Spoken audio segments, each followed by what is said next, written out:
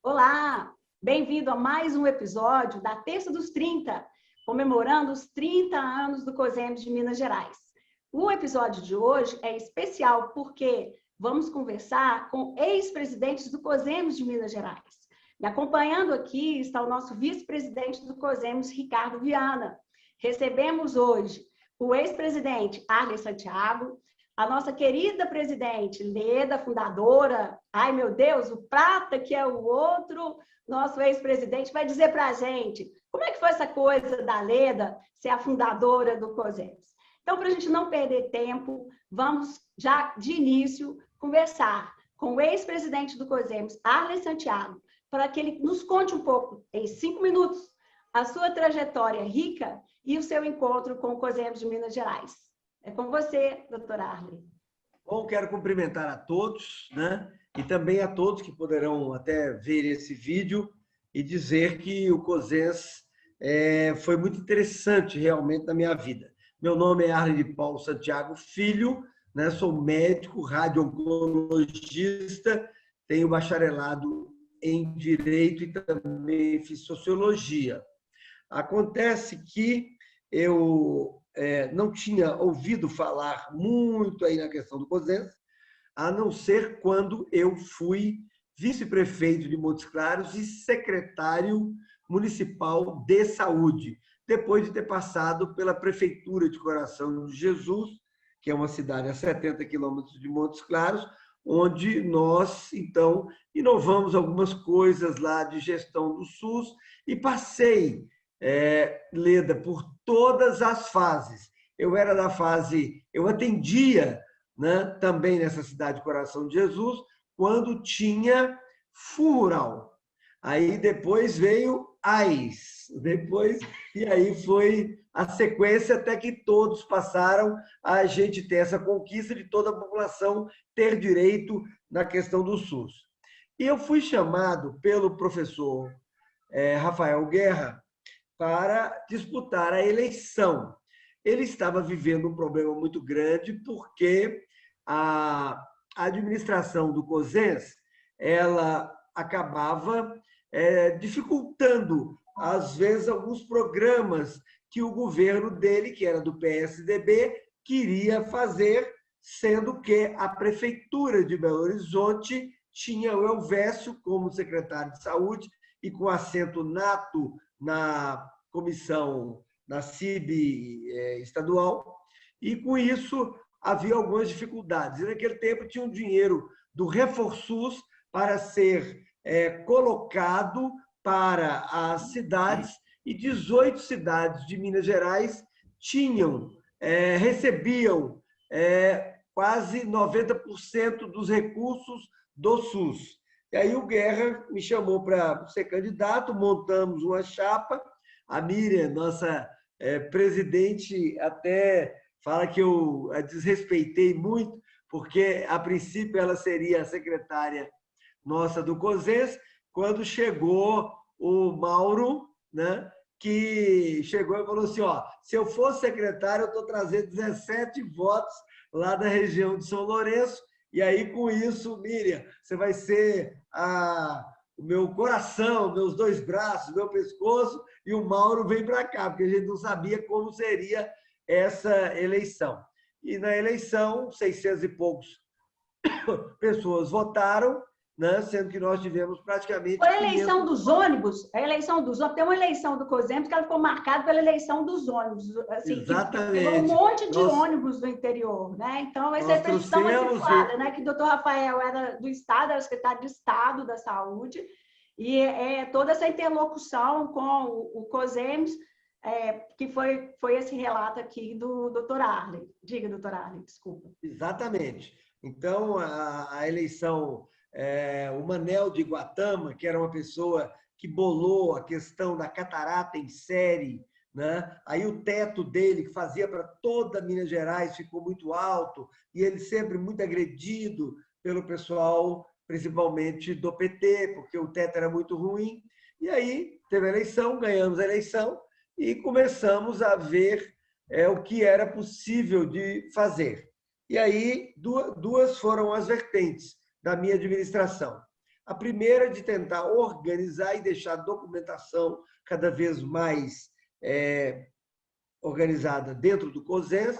A outra foi de poder chamar os secretários de saúde e fazer uns cursos regionais onde nós íamos. Os secretários, então, passaram a ter uma interação maior, porque normalmente eu via as atas lá, o COSENS nunca reunia normalmente mais de 20 ou 25 secretários. E nós queríamos que todos participassem. Mudamos a sistemática com a Secretaria de Estado da Saúde da CIB, em vez de 3 participarem, passamos para 7, para ter mais gente, para democratizar um pouco mais. E foram esses recursos do RefonSUS, eles também foram mais democratizados, porque alguns municípios queriam praticamente eles todos, e aí a gente dividiu quase por toda a Belo Horizonte. Então, foi uma fase da minha vida muito interessante, conheci pessoas extremamente importantes, né? Depois vi que o grupo se interessou e parece que ele não tem desagradado muito, porque a grande maioria ainda milita, né, ao redor aí do COSENS. E aí, com o tempo, cada um veio com a sua contribuição, né? O Júnior Soto, a Miriam, o Mauro, né? O Felipe Caran.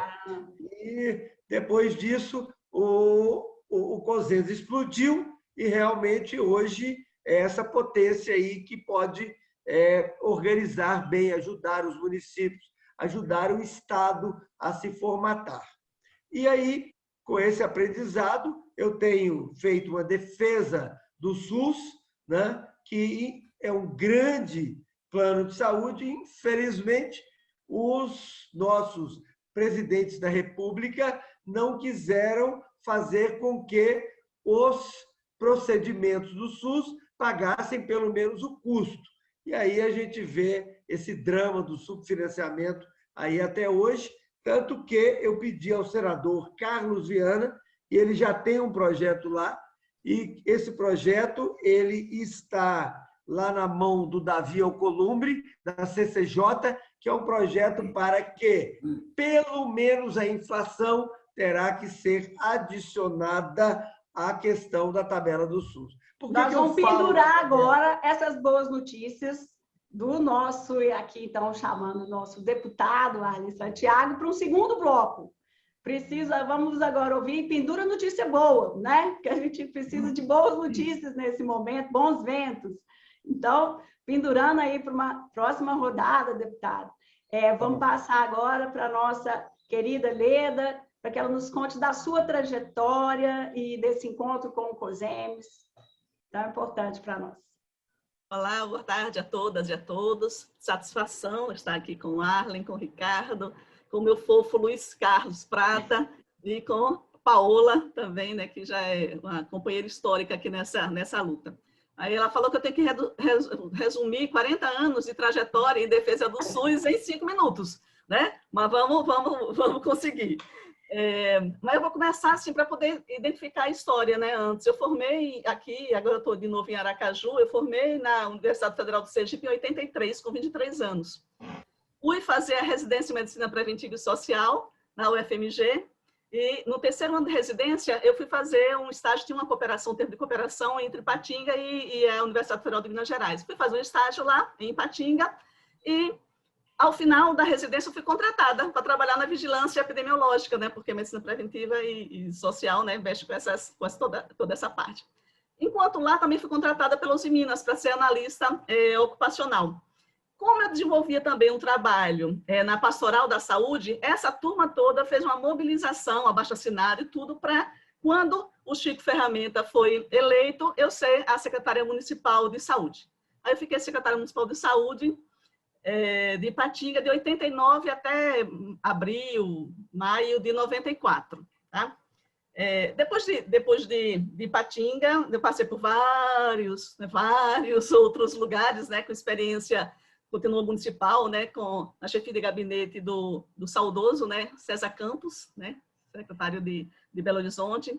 Eu fui admitida em Belo Horizonte através de concurso público, que eu fiz em 93, montei auditoria assistencial lá, tive experiência de consultoria no Departamento de Saúde Suplementar no Ministério da Saúde. Isso fez com que depois eu fosse à comissão de implantação da ANS, depois diretoras adjunta de produtos, gerente geral, técnico assistencial de produtos, secretária executiva, quando o Fausto Pereira foi presidente da ANS. Fui secretária de saúde aqui de Aracaju também. Aí eu fui, Paola, vice-presidente do COSENS de Sergipe. Então, essa dupla militância de COSENS, né, e Belo Horizonte e aqui em Sergipe. Depois eu fui também para o Ministério da Saúde, assumi o Departamento de Articulação de Redes, o Departamento de Ação Especializada em Temática. Voltei também para sair de Brasília, voltei para ser subsecretária de Gestão Regional aí de Minas Gerais e, no final, voltei para Aracaju e sou professora efetiva do Departamento aqui de Medicina do Campus de Lagarto, porque eu tenho doutorado em saúde coletiva, né? Eu fiz toda a minha formação também por esse mundo afora. E aí, pegando essa parte da Secretaria Municipal de Saúde de Ipatinga, que foi onde, né, teve esse processo de mobilização de encontro, por causa dessa trajetória, né, toda de vivência que a gente tem na medicina preventiva e social, né, que sempre foi muito, a gente sempre estudou muito, né, a construção, o processo de construção dos sistemas de saúde. Só vou fazer um reparo aqui. Olha que coisa interessante. Quando eu assumi em 89, eu assumi com 28 anos, né, a Secretaria de Saúde de Ipatinga, a gente ainda era vigiado. Tinha uma assessoria de segurança de informações na Uzi Minas, que era um órgão de informação da época da ditadura, que estava em plena atividade ainda no final do último governo de Sarney, em 1989. Eu tive acesso a vários documentos, né, dessa assessoria de comunicação, também éramos acompanhados pela Agência de Belo Horizonte, do Sistema Nacional de Informações. Todos os relatos eram coisas que eu tenho um orgulho danado de ter feito. Era quando a gente estava construindo as comissões locais de saúde, quando a gente estava tentando construir o Distrito Sanitário do Vale do Aço, com o Eugênio Vilaça lá, né? E juntando aqueles 3 municípios do Vale do Aço. Então, eram relatos todos disso, da tentativa de construção do Sistema Único de Saúde.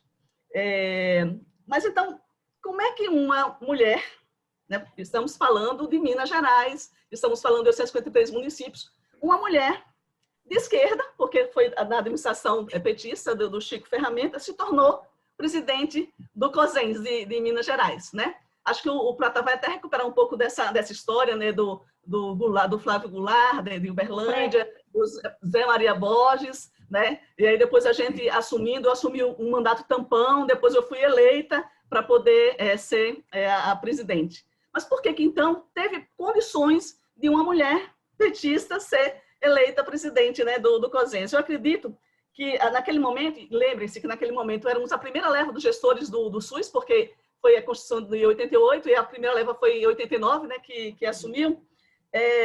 Estava muito efervescente, né? E as pessoas ainda estavam tentando ver como é que conseguiria fazer para poder implantar mesmo esse sistema, essa política tão generosa. Não, e as leis, né, 80-80, 81-42, normativas, ela saiu em 90, né? Então, assim, essa institucionalização, né, necessária. Exatamente. Implantação 88 a Constituição, 90 a 80, né? Então, o que a gente estava fazendo? Construindo conselhos municipais de saúde, estabelecendo os fundos municipais de saúde, construindo os planos municipais, né?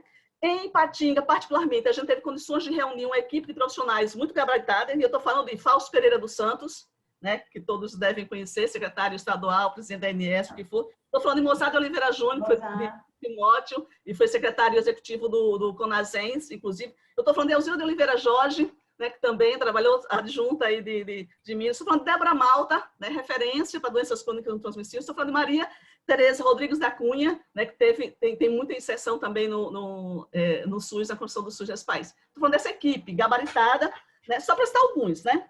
E aí, se tinha um lado que alguns secretários ainda não sabiam da organização, da necessidade de uma organização municipal, outros, né? E aí a gente se associou muito com alguns pequenos municípios, naquele momento, pequenos municípios, com esse desejo, né, de apontar e de fortalecer mesmo os municípios. Lembrem-se que também naquele momento a gente está fazendo um movimento de fortalecimento dos municípios, né, para poder assumir a sua responsabilidade com a população pelo qual, né, o gestor sempre se responsabiliza. Então, tem uma centralização muito forte ainda da saúde nos estados do nível federal, e naquele momento a gente depois até fez um grande um grande congresso nacional, onde a gente apontava que municipalização que era o caminho. Então, acho que foi um momento muito efervescente desse encontro dessas duas necessidades. Né, que muitos municípios viram, né, na nossa equipe, né, lá de Ipatinga, essa possibilidade, esse conhecimento para poder construir realmente o sistema de saúde, que estávamos todos empenhados para poder fazer, e, por outro, esse desejo mesmo de organização e de apontar as responsabilidades, de assumir mesmo a responsabilização, né, para atendimento das necessidades de saúde dessa população, que a gente era responsável. Então, acho que foi interessante esse relato, né, até aqui do Ale e da Leda, para a gente passar a palavra para o Prata, que vejam que a gente viu falas partidárias, assim, não partidárias em defesa que um partido está errado ou outro está certo, mas, assim, o SUS é pluripartidário, ele representa todas, porque a gente precisa de movimentos políticos que deem sustentação. E também essa outra fala que a Leda traz, de exemplos de organização, local, onde o município, naquela época, pudesse olhar e buscar também como é que se organizava essa troca de experiências, e o Ali também trouxe, e a Leda reforça, quer dizer, por um bom tempo, né, os grandes municípios acabavam que eles conseguiam, de alguma forma, se estruturar, logicamente, isso fazia com que ali nos anos 90, 90 e poucos, eles também tivessem uma interlocução maior, tanto com o Estado quanto com a União, que era quem estava, naquele momento, ainda descentralizando. Então, é um processo. E para conversar sobre o início desse processo, o Prata vai aqui dizer que fazer uma pequena catarse em 5 minutos. Prata, fica à vontade. Não vai dar para catarse, não. Vou sumarizar aqui. Na verdade, é uma história linda a do COSENS. Eu encontrei no COSENS um momento de troca de experiências. São os pequenos encontros onde um secretário conversava com o outro como eu fiz, como eu faço, o que deu certo, o que deu errado. Eu gostaria, Ricardo, que o COSENS não perdesse este elo. Fiquei feliz quando eu soube que você é de Nanuque, uma cidade do porte da nossa cidade. A Leda é prima rica, porque ela trabalhou com Vai ser sempre, vai ser sempre. E nós somos da ralé. E o COSENS ele tem que olhar para o nível mais baixo. Então, dando um pulo, aí, um salto quântico aí no que eu pretendia falar, o COSENS, na minha vida, ele significa muito. Ele fez o despertar em mim de uma angústia do desequilíbrio social. Ele fez um despertar de que a gente pode lutar, que uma andorinha só não faz verão, mas que o grupo juntos, organizados, a gente conseguiria mais força, mais coragem para vencer as intempéries. A Leda abordou bem a parte política, que eu não vou abordar. Eu tenho assim, uma frustração grande com a parte política, porque a gente não conseguia chegar aonde precisava de chegar, mas aonde era possível chegar. Então, nessa caminhada, quando a Leda deixou a presidência do COSENS, houve um vácuo. E, como não apareceu candidato, eu me candidatei. Atrevido, né? Pediatra, no interior. Interior Manhuaçu, né? Para todos que nos acompanham. Cidade pequena, na época, 30, 40 mil habitantes, né? E nós começamos a sonhar com uma sede do COSENS, um local onde o COSENS pudesse se organizar, onde as experiências dos municípios pudessem estar concentradas como referência para outros municípios, onde o secretário tivesse um local de apoio. Quando ele viesse a Belo Horizonte, aqui ele ter um local que ele pudesse ter pelo menos um banheiro para ele poder ir, ou um café para ele tomar, que o COSENS fosse a casa do secretário. Neste ínterim, nós resolvemos fazer uma visita à ESMIG, a Escola de Saúde de Minas Gerais. Lá na Escola de Saúde, nós fomos recebidos pela professora Lúcia. Vocês desculpam, mas a minha memória já não é a mesma mais. Mas a Lúcia acolheu a nossa ideia. Eu tive, na Leda, um apoio muito grande. Ela como presidente e eu como secretário. E sempre gosto das coisas muito organizadas, porque as coisas organizadas é que sustentam a história. Isso. Então, quando nós começamos a organizar lá na Leda, nós fomos à ESMIG, hoje já tem outro nome, e a equipe da ESMIG montou um projeto, cujo projeto nós levamos ao Saraiva Felipe. Né? Pela necessidade de uma interação municipal, uma permuta de experiência, uma eficiente coordenação central, um COSENS presentes aos municípios, né? E essa estruturação ela tinha que acontecer. Com esse projeto, nós fomos ao Saraiva Felipe. Mas, na verdade, o responsável pelo êxito não foi o Saraiva, foi o secretário adjunto, que pecaminosamente eu esqueci o nome dele. Scott? Ricardo Scott. É o santo Scott que fez o COSEMS chegar onde chegou. Ele comprou a ideia e me deu total apoio. Total apoio. Ele me levou ao Saraiva. Saraiva era pré-candidato a deputado. Ele viu o ângulo que eu inocentemente estava abrindo na frente dele. Mas, para mim, não importa. Eu não sou político partidário. Eu sou político de ação comunitária. Então, eu negociei com ele, ele resolveu negociar com o Ministério da Saúde.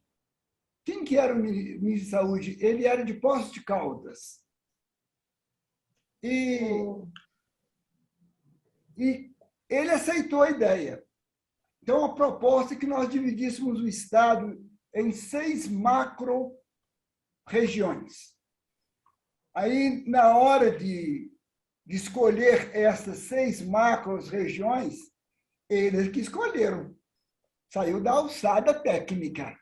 Houve alçada política. Então, foi dividido em Belo Horizonte como sede, Uberlândia, Montes Claros, Poços de Caldas, Teófilo Otoni e Juiz de Fora. Na versão de Juiz de Fora, houve a eleição. Eu já estava assim como, não secretário, mas dei sequência até a versão de Juiz de Fora. E isto foi um grande avanço, porque o município pequeno, todo o município pequeno, ele pôde ser contemplado. Nós dividimos o município de Manhuaçu em 54 unidades comunitárias. E nessa experiência é que nós sentimos que poderia fazer o mesmo com o Estado. Dessas 54 unidades comunitárias, elegia-se um representante para um membro do conselho. Destes membros do conselho, elegia-se um representante para membros efetivos e suplentes do Conselho Municipal de Saúde. Então, nós conseguimos fazer do Conselho Municipal de Saúde uma representatividade ao longo de todo o município. Em cima desta ideia é que nós tentamos fazer o mesmo com o Estado, dando corpo, dando forma ao COSEMS, tendo documentação, igual a Leda colocou na fala dela, que ele recebeu uma pastinha.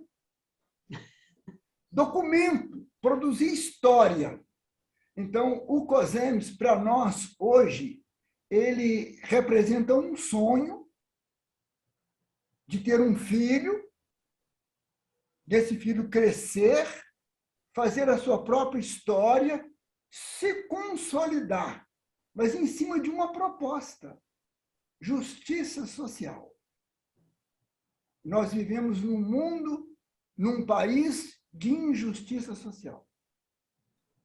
Me dói muito ver um pobre, ainda hoje, mesmo com a Constituição, ser tratado como pobre, sendo que ele é cidadão comum de direitos iguais.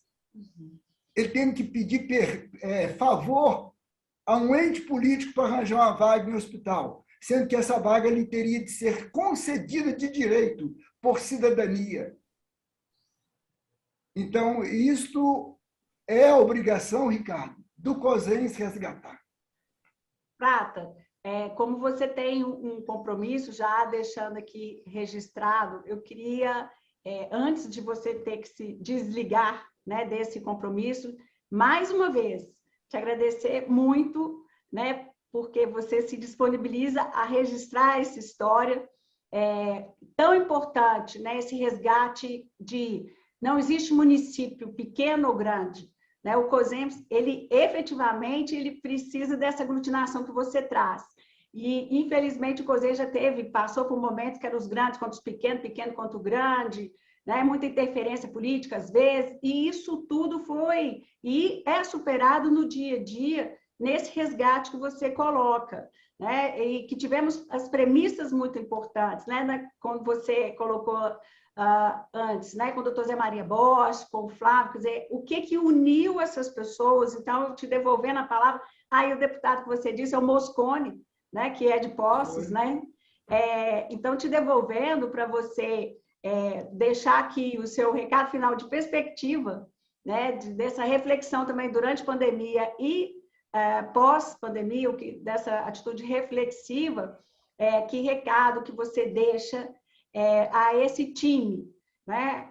Esse time que hoje compõe o COSEMS Minas Gerais, com uma rede de apoiadores que está em todo o território nosso mineiro, muito próximo dos municípios e dos gestores, com uma linguagem muito fácil, muito mais fácil, a esse time, então, do COSEMS Central, dos apoiadores e, especialmente, para os nossos 853 gestores municipais de saúde e suas equipes. Prata, antes de você sair para o seu compromisso, você já me disse que sua mulher vai brigar conosco, então não estão querendo briga de família. Vai brigar comigo. Eu gostaria. Prata, eu não posso deixar de falar uma palavrinha para você. Muito obrigado por nos contar essa história. Você está nos abastecendo e reforçando a nossa luta. Muito obrigado. Eu me preocupo muito com o miserável, que não pode ser considerado miserável, mas que ele é miserável na realidade, sem espaço, sem direito, sem respeito, sem dignidade. Eu vejo o COSEMS como uma aglutinação de forças para melhorar a qualidade de saúde de Manhuaçu.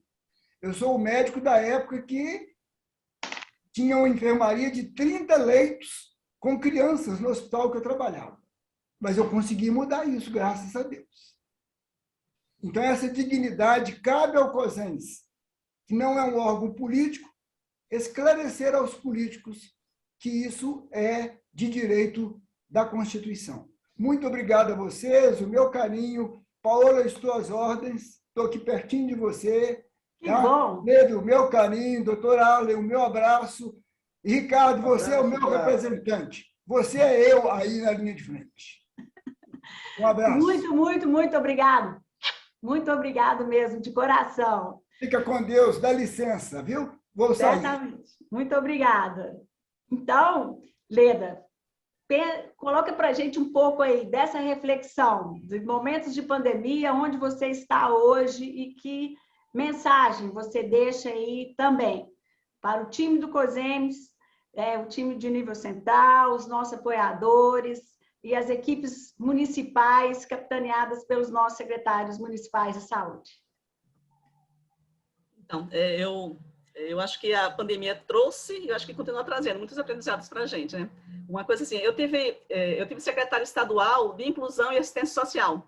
Eu fui secretária aqui de Sergipe 2019 2020. Então, em 2020, né? Eu peguei bem essa parte da pandemia. E aí eu pude ver o tanto que a falta de políticas públicas efetivas, a falta dessa para poder enfrentar a pandemia, o tanto que trouxe milhões de pessoas de volta para o cenário de insegurança alimentar, para o desalento, né, para o desemprego, né?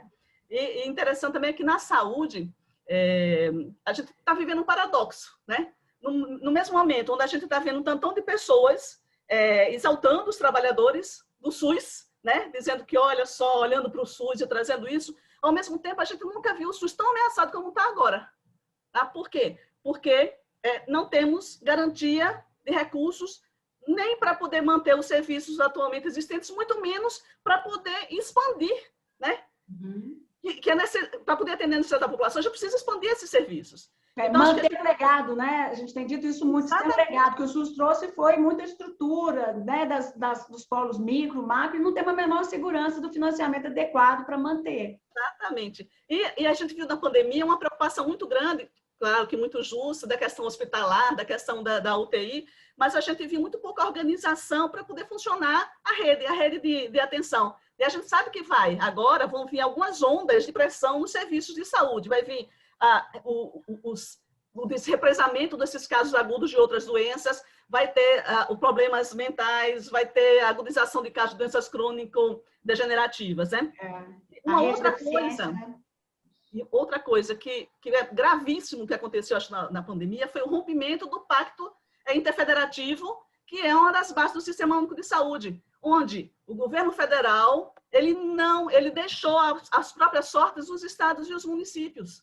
Não assumiu o papel de coordenação nacional, né, para enfrentamento dessa pandemia. Então, acho que, como aprendizado, acho que a gente também tem que entender que a elevação da consciência sanitária, né, e política da população nunca teve tão necessária como agora.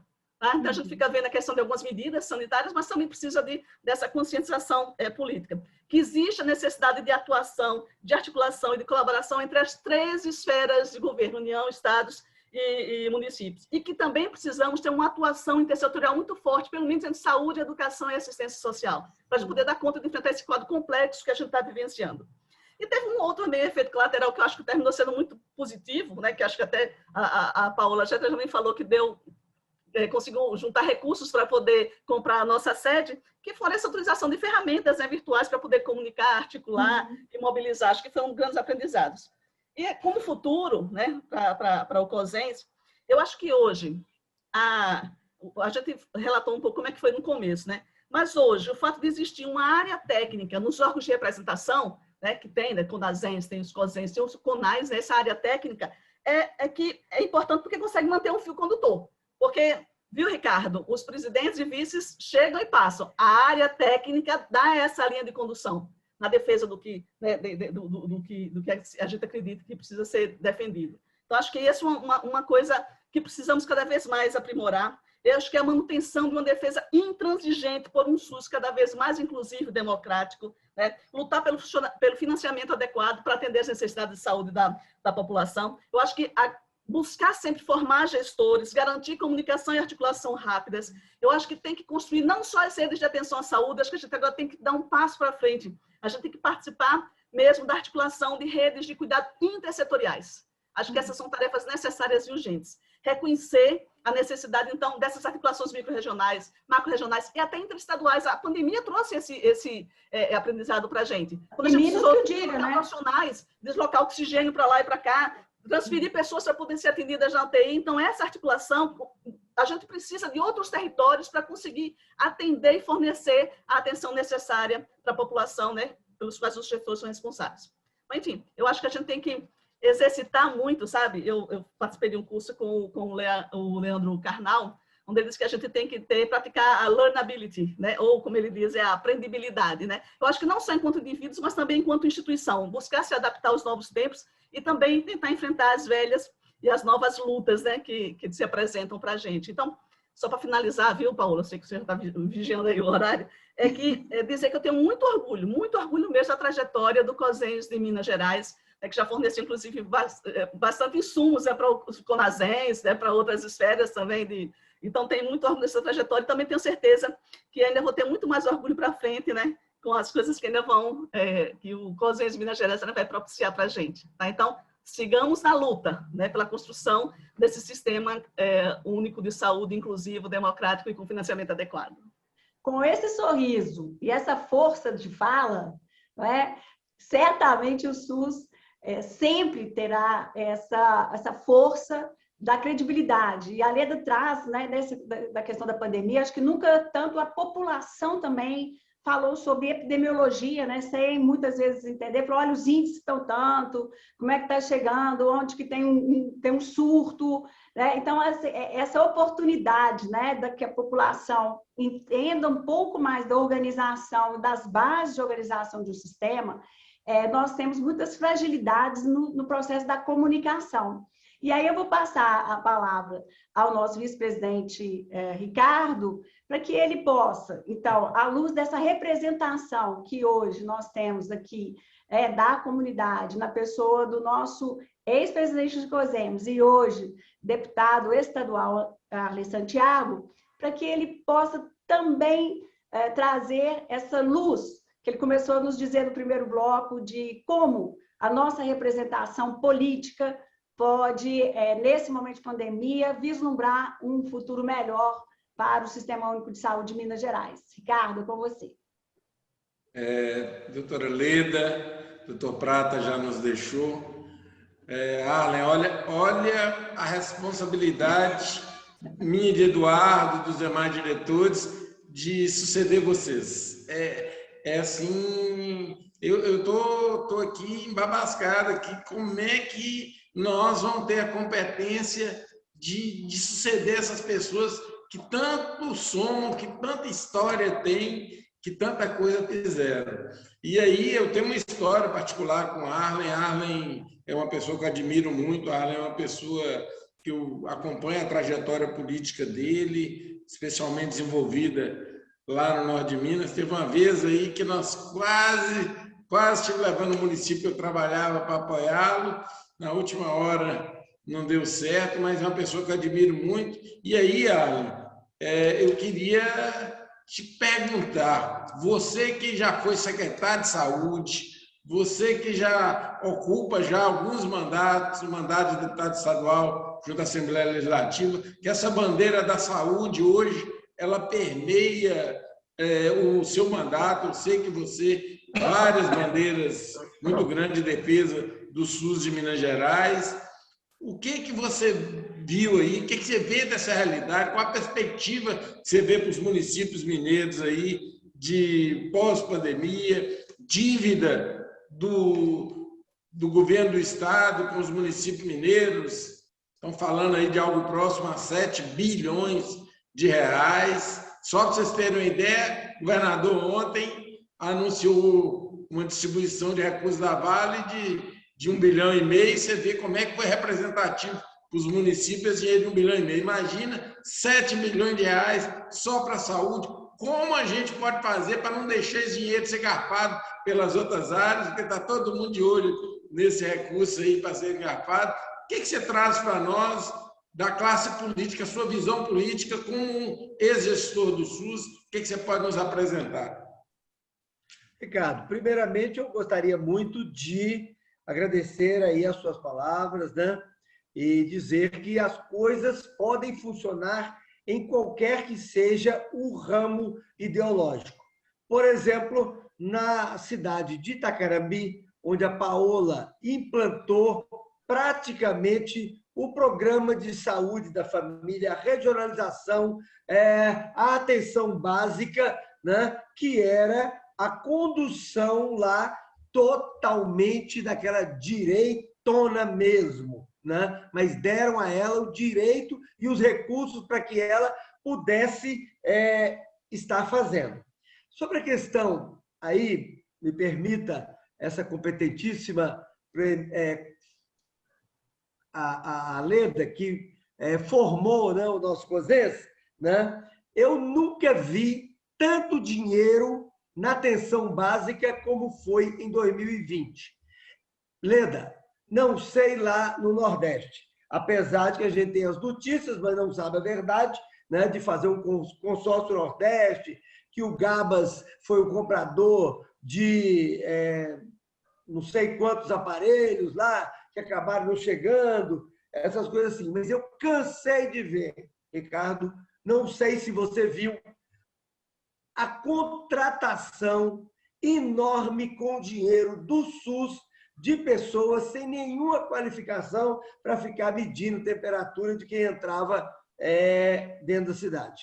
Ao invés de pegar as pessoas realmente, fazer testagem, usar esse dinheiro para comprar testagem, para poder deslocar essa pessoa contaminada para não contaminar as outras, eu vi foi um gasto absurdo de recursos que poderiam funcionar. Uma outra questão que a gente inclusive, né, deputado, nessa sua fala, muito um pouco no sentido que a Leda diz, assim, da coordenação do ente, né, da organização do SUS, né, que os papéis federal, estadual e municipal, porque sabemos todos nós, né, não adianta só o recurso se ele não tiver uma boa coordenação. Então, reforçando essa fala do senhor, né, de que o recurso ele pode chegar, mas ele precisa de estar claramente coordenado entre os três entes, que é o que compõe o SUS, não é? Desculpa ter interrompido. Paola, você colocou muito bem, né? Mas o que a gente enxerga é o seguinte, desde o tempo da Dib Jatene, nós tínhamos um subfinanciamento da saúde. Né? E é um país que realmente é um país pobre, sempre em desenvolvimento, né? E que gosta muito de se comparar com o Reino Unido, com os Estados Unidos, com a Alemanha, né? E nós não gostamos de nos compararmos com a África. E aí, o que é que nós temos? Nós temos, por exemplo, que o mundo real e o mundo que nós gostaríamos que fosse. Né? Eu vi o Prata falar uma coisa aí lindíssima. Você já pensou se nós tivéssemos para todo mundo que tem uma hérnia para poder operar e que está doendo, ou uma vesícula que tem que ser operada, né? Se essa pessoa tivesse o direito de poder, de um programa universal, de ser operada? Acontece que uma cirurgia de hérnia, né? Foram passados aí esses anos todos, ela está aí em 300 e poucos reais para pagar tudo. Não dá certo. Você conhece, Paola, um dos maiores hospitais que atende SUS do Brasil, que é a Santa Casa de Montes Claros. Ela atende 80% de SUS e o que ela recebe do SUS, incentivos, urgência, emergência, etc., dá para pagar 40% da despesa dela. Aí, o que esse hospital filantrópico tem que fazer? Ele tem que ter particulares e convênios, que seria 20% do atendimento, e que isso vai compor mais ou menos 50% do faturamento. Quer dizer, quem é que tem que quebrar a cabeça para poder operar? Quem quebrou a cabeça, quem quebrou de moto, quem fez essas coisas. E nós tivemos aí esse período todo onde chegamos a um valor de UTI de R$ 572 por dia, né? Com o custo que a Santa Casa de Belo Horizonte, que é o Hospital 100% SUS, levantou há 3 anos atrás, que custava 1.200. Então, quer dizer, ninguém se preocupa. Nós tivemos gente falando, viva o SUS, SUS maravilhoso, mas a consulta... Mas por falar em ninguém se preocupa, e a pergunta que o Ricardo fez. Como está a nossa Assembleia? Presidência da República, né? E Congresso Nacional. Presidência da República e Congresso Nacional. Por quê? A gente vê uma consulta ficar 15 anos, 20 anos a R$10, né? É a única coisa que não tem a correção da inflação. Todo o resto, praticamente, tem isso aí. Então, você vai vendo que qual o hospital filantrópico ou público que monta um serviço de ortopedia para receber o que está na tabela do SUS. E aí o pessoal falando, meu SUS, maravilhoso, maravilhoso, maravilhoso, mas quem teve o poder da caneta nunca quis colocar, pelo menos no custo essa questão. Aí, na hora que você desanda, porque o Ricardo, seu problema, você que faz uma boa atenção básica, você diminui seus problemas. Mas na hora que chega uma pessoa que está com cálculo renal e você tem que levar esse sujeito para operar, o que você faz, Ricardo? Ou tira dinheiro de outro lugar, ou pelo SUS você não consegue. Eu não sei, em Minas Gerais, onde é que eu posso mandar um paciente que ele vai ter o seu cálculo renal, as suas dores diminuídas dessa maneira. E aí, a coisa ficou tão complexa, que você vê o seguinte, uma consulta R$10, uma cirurgia 330 de hérnia.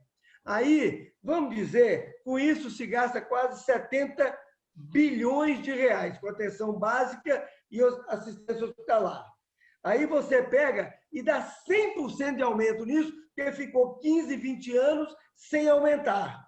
Então, você dá 100%. Você vai passar a consulta para 20 e a cirurgia para 660. Você resolve o problema e aí você tem que passar de 70 bilhões para 140 bilhões de reais.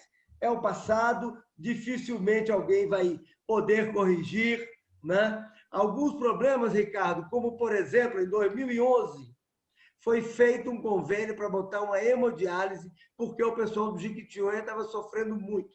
Lá em Minas Novas. Saiu a primeira parcela para fazer a obra, o Fausto era secretário de saúde, eu era presidente da comissão de saúde, e aí apertei o Fausto, mas você precisava ver, coitadinho. Um menino bom daquele, inteligente, competente. Apertei, ele liberou a segunda parcela, quase morrendo, porque não tinha dinheiro para nada. Por falar em apertar, eu preciso de apertar o tempo, mas eu preciso de apertar o senhor aí agora, como deputado, na pergunta do Ricardo, né, como deputado aqui em Minas Gerais, nesse esforço mesmo de manter o legado da pandemia, né? Nesse exemplo de Minas Novas, Turmalina, Capelinha montaram, por exemplo, UTIs. Nós tivemos várias UTIs montadas no Noroeste, no Nordeste, a região do Ricardo, no Norte de Minas, e hoje é uma das grandes preocupações, né? Assim, como é que... e nós precisamos caminhar aí nos próximos 2 minutos para o encerramento, como que o senhor pode nos alentar nesse sentido do vento bom, né? Para conseguir manter isso. Seja pressionando, como o senhor mesmo disse, Acho que não. E o estadual. Acho que não vou trazer nenhum alento, não. Infelizmente, o que foi feito nesses anos todos de desfinanciamento e de falta de cobrança. Você viu a população sair na rua, brigando por causa dos centavos da passagem. Né? Quebrar o país e acabou levando impeachment de uma presidente que, a meu ver, não deve acontecer. Se a população escolheu, é porque a população escolheu. Mas aí a população faz isso. Mas a população vê o seu pai, seu avô, morrendo de dor ali por uma artrose do quadril e não tem onde levar para fazer uma prótese total que acabaria com essa dor dele e ninguém faz nada, ninguém reivindica nada. Outro dia eu estava conversando com o Lincoln, né? Falei, Lincoln, eu fico aqui defendendo a classe médica, né? Defendendo a questão da saúde pública e às vezes as questões são até conflitantes, né? Porque, por exemplo, em Montes Claros, no norte de Minas inteiro, talvez no Jequitinhonha, Ricardo, não tem um urologista que atenda, faça um RTU pelo SUS. Como é que vai consertar isso? Não vai consertar. Eu conversei com o senador Carlos Viana e ele está com um projeto de recomposição anual. Se você fica 10 anos sem recompor, você não consegue. Quem entrar não vai querer recompor aquilo, principalmente se a classe política, se a população não reivindica. A questão do legado, possível legado da pandemia, tomara que acabe essa pandemia, que essas vacinas realmente elas não percam a validade, aí não tenha que ter terceira dose, quarta dose, quinta dose, né? O valor da UTI saiu de 572, os hospitais só toparam atender se tivesse um valor de R$ 1.600. E aí nós entramos duro nisso, porque tinha que ser R$ 1.600. pelo leito ocupado ou não, porque a equipe ela tem que ser paga. Aí o leito não ocupou 2 leitos só com Covid, os outros 8, que é o que a gente gostaria que fosse feita, realmente não tivesse gente lá, né? Como é que faria para manter a equipe? 1.600. O Ministério da Saúde já está se preparando para desmontar esse valor de 1.600. E se desmontar, a maioria dos hospitais desmontarão esses leitos de UTI. Sempre faltou UTI no nosso país, porque ele é subfinanciado. Então, o único alento, Ricardo, seria o seguinte, um movimento a partir de Minas Gerais, como Tiradentes fez e como Tancredo Neves fez, né? Quer dizer, conseguimos a direta? Não, mas conseguimos começar uma mudança que acabou não acontecendo com o Sarney. Mas se por acaso nós nos acomodarmos e não cobrarmos desse subfinanciamento crônico, não tem jeito. Além disso, no governo passado de Minas Gerais, não foi pago o Saúde em Casa, que era atenção básica, não foi pago a urgência e emergência dos hospitais. E vários que compõe os 7 bilhões da dívida, né? Isso aí, 7 bilhões que compõe. 7 bilhões. Além disso, no governo passado, meter a mão no dinheiro do município do IPVA, no dinheiro do ICMS, que está na Constituição, que pertence ao município, mais 7 bilhões. Felizmente, esse governador que entrou aqui resolveu pagar o dele, do ICM, do Infundeb, do IPVA, e não pagou a saúde. A reclamação foi muito tímida, está sendo muito tímida. Esse recurso da Vale, que foi para os municípios, esse governo que está aí, não queria, não. Queria que fosse fazer convênio. A Assembleia peitou o governo e fez a transferência especial para atender a todos de acordo com a população.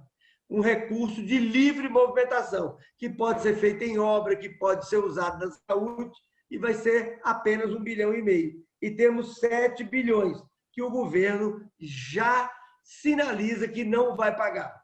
E outra coisa, o Mauro, meu grande amigo, meu secretário, né? Ele, no momento em que ele foi botando a questão de um mandato, reeleição, outra reeleição, né? Eu brinco com ele e falo assim, Fidel Castro, você gosta de muito mandato, né, Mauri? Você gosta de muito mandato. Eu acho que o Cosenza está no melhor momento dele. Cada um teve sua dificuldade. Eu acho que a maior foi a da Leda, foi o do Prata, porque não tinha condição nenhuma, nenhum município queria contribuir para que pudesse o Cosenza melhorar. Está num excelente momento de fazer algumas mudanças. Paola, agora mesmo a equipe técnica da secretaria, ela não oferece tratamento oncológico para o povo do Noroeste. Não oferece. Não, a macro lá é de Patos de Minas. Patos de Minas praticamente acabou a oncologia do SUS. 10 municípios quiseram sair de lá e irem para Montes Claros, onde são atendidos. O que a equipe técnica da secretaria colocou aí, Ricardo Almeida? Não pode.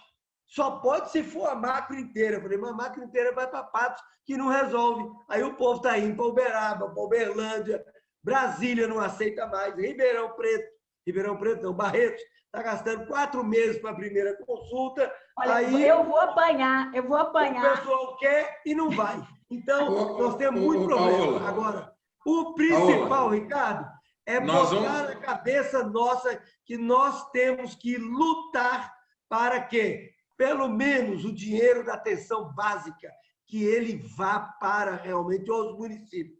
Encerra-se a coisa aí e o resto nós vamos lutando aos poucos.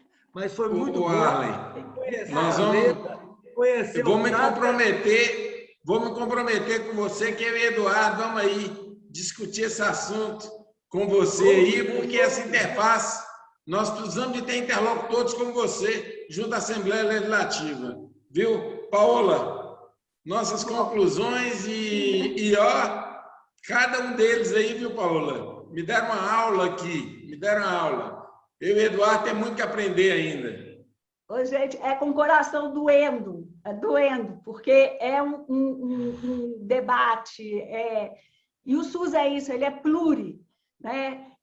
Veja toda a formação e engajamento político e técnico da Leda, engajamento político e técnico do Prata, político e técnico do nosso deputado Arlen Santiago.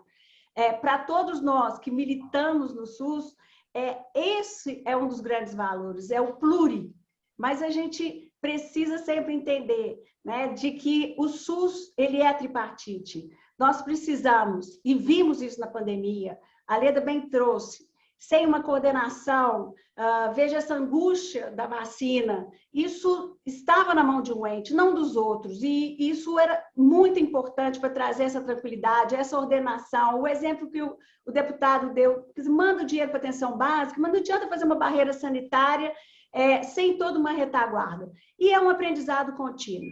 Então, vamos tirar da pandemia esse aprendizado, que o SUS precisa, basicamente, de cada um de nós, população, que a gente seja efetivamente responsável pela nossa saúde, que a gente tenha o direito garantido do acesso, com financiamento adequado, como bem trouxe a Leda e o nosso deputado, de otimizar e desburocratizar, porque o principal é a garantia do acesso. Mais uma vez, muito obrigado, Leda, de coração, muito obrigado, deputado. É esse exemplo, né, de que os poderes, eles são realmente importantes para garantir os direitos dos nossos cidadãos aqui de Minas Gerais. Muito obrigado. A nossa próxima terça do 30 é no dia 14 de setembro, onde vamos aqui entrevistar ex-secretários de Estado da Saúde. Vamos conversar com eles um pouco sobre essa trajetória que se encontra o tempo todo.